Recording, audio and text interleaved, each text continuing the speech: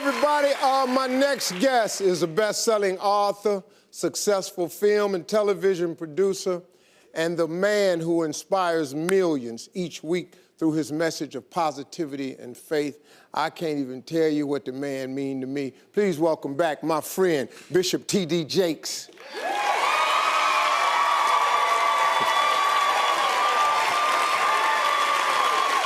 What's up? How you doing? My man. I'm good. Thank you, boy. How's everybody? Wow, look at you. Thank you, man. Appreciate you coming. I'm glad to be here. Man, you've been busy since I last saw you. I have indeed. I'm busy working on MegaFest, and you know about MegaFest. You came and blessed us at MegaFest and got your start, well, not your start, but in the faith world. Yeah. Exposed you there. We got all kinds of activities and comedy shows and dramas and plays and spiritual elements and family fun. How many people you think come through MegaFest total? Well, you know, we were running about 100 and some thousand when we were in Atlanta each day. 300 some thousand over 3 days. Now we're going to 5 days. We've been doing about 80,000 in Dallas. And yet it doesn't feel like a crowd because we got so many different activities going on. You can tailor the event to what you want to be, whether it's economic empowerment sessions, business sessions, or just fun, hanging out with the kids, all ages, or whether you just want to go to church. We got all of it available. We're taking over Dallas. Yeah. A lot of people always asking themselves, what can I do to be happy? That's a big question for a lot of people. Now, you have a system of 5 steps. Yeah, I've written 5 simple steps that really helps no matter who you are, what walk of life you're in. Number 1, you have to own your own happiness. Take it away from other people demanding that they make you happy. Your kids are not going to make you happy. Your spouse is not going to make you happy. A big house is not going to make you happy. Own your own happiness and be responsible for doing those things that bring joy into your own heart, independently of life and people and money and all of that stuff. Right. It doesn't necessarily give you a happiness. You have to take responsibility of that peace and that joy that lives inside of your heart and not inside of your stuff. Wow. Am I right? Yeah.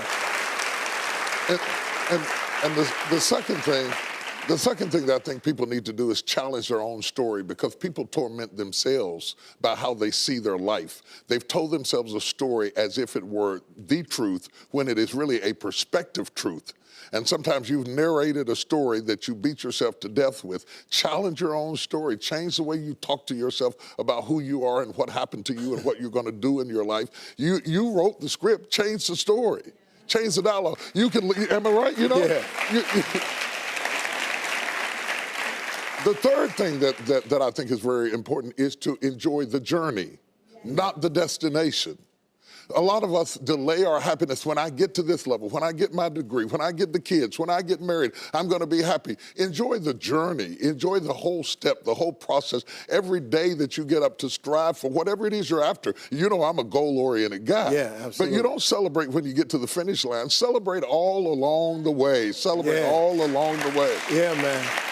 You know, that's so true, because I hear people talking about a million, man. When I make $1 million, I'm gonna do this right here. Well, look, if you've been making $25,000 a year, and all of a sudden you're making $100,000 a year, I got news for you, man. You need to go eat a piece of cake and put a candle in it or something, because that's a big jump. And like you say, enjoying the journey is just realizing that there's joy in the process. That, and then I put me on my calendar. Put me on my calendar, because I want my attention too. Because if you don't see yourself as valuable, nobody else will. You know, nobody else will. The other point is make relationships count. Making your relationships count, because everything is about relationships. First of all, your relationship with God. That's a very important thing to have, because as long as you know that there's somebody in charge, you don't have to bear the brunt of the responsibility and the weight of what's going on in your life. Yeah. You can talk to the boss, okay? Yeah. Number 2, enjoy your relationship with yourself. If you don't like you, it makes it hard for me to like you. Because people, when you walk into their atmosphere, they draw you into the cosmos of their own drama. And if they're full of drama without you, when you come in, you become caught up in the cyclone of their drama. Yeah. Enjoy your relationship with yourself. And then anybody else who comes in, they enter into a party you already started.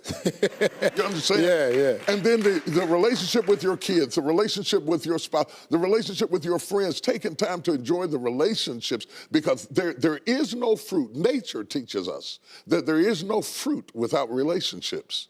You cannot be fruitful by yourself in business, in home, in life, in church. I don't care what it is. You are no more than the relationships you surround yourself with, and make sure that those are good ones. The fifth thing, Yeah.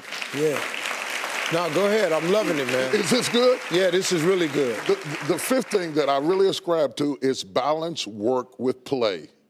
You can't do all of either one and be successful. And to those whom much is given, much is required. And if you work really hard and you're a really diligent person, make sure that you do some play to balance your life out. If you play real hard but you don't work very much, you're going to be fun, but you're going to be hungry. You know what I'm saying? You got to balance work with play. You have to balance that with your children. If you're always a disciplinarian, your daddy going to get you when you get home. I don't want to always be the police in the house. Yeah. I want to be the fun guy sometimes. Balancing work with play calls this not only for you to be holistic, but for people to get a better perspective of who you are. I get on my Instagram and I put crazy stuff. My kids die. Just yesterday, I put me sweating in the gym saying they said it's going to be fun, but it hadn't gotten fun yet. You know, to let people know that everything is not serious every day. That's too much pressure. We've got way too much pressure on us to be the people we were created to be. You got to enjoy the journey and the process. Like I told my kids the other day, I said, let me explain something to y'all. If something happened to me and mama, I want you all to understand, y'all gonna be around the casket crying, because I'm not leaving you everything. I'm just not. I'm gonna spend 85% of my income on me and your mama. Right. Yeah. Right.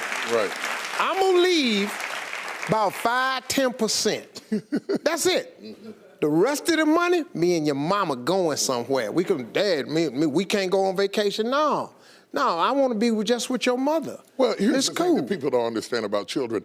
It is not what you leave to them that makes them great. It's what you leave in them. And if you leave enough in them, you don't have to worry about what you leave to them. If you leave more to them than you leave in them, they will run through everything you left to them. Yeah. But if you leave enough in them, you don't have to leave so much to them, because they can go out there and make their own way in life. Cool. I'm glad you said that, because now they ain't getting nothing. Coming up next, Bishop T.D. Jakes has a special story to share with us that proves miracles happen right here on earth. Stay with us. We'll be right back.